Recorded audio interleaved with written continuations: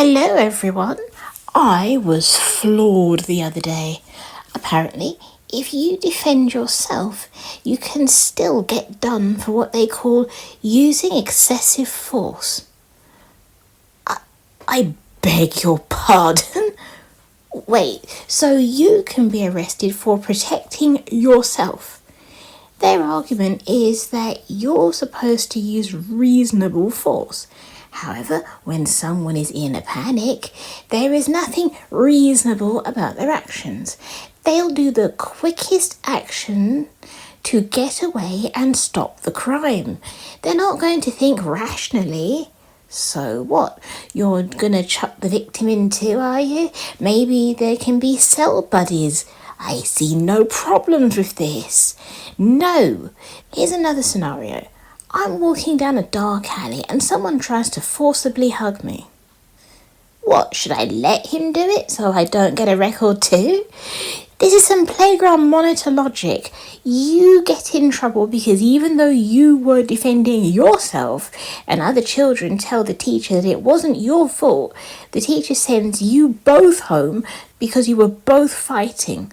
Apparently, you're supposed to go to the teacher when it happens and not defend yourself at all. Ludicrous. Absolutely ludicrous.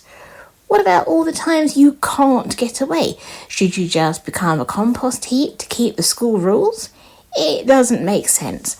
Obviously, regarding the whole law of excessive force, I can kind of understand. People who actually turn other people into compost on purpose could just say it was a defence. But nothing is black and white. Most things are nuanced. Also, what looks like excessive force might be a defence because the person just wouldn't stay down. Here's another law that confuses me. If you need the loo, mainly as a bloke, and you go into the bushes and do what you have to do, you could be done for indecent exposure. However, if you walk out of your house dressed as the day you were born, you're allowed to do that. You're just not allowed to take your clothes off after you leave the house.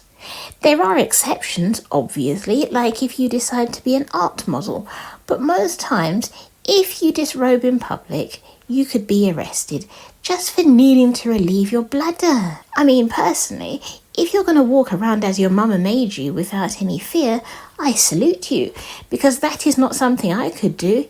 Even my dog, when he used to go to the toilet, he used to try and make sure no one was around, and he would hide in the bushes if there were any. The main reason he used to hide was that females would come over and examine what he was doing while he was doing it, which if animals can feel embarrassment, which I think they can, he was absolutely embarrassed, and then they would get splashed and he would feel bad, but he'd also give them that face like, "Why were you there? You're not a lamppost."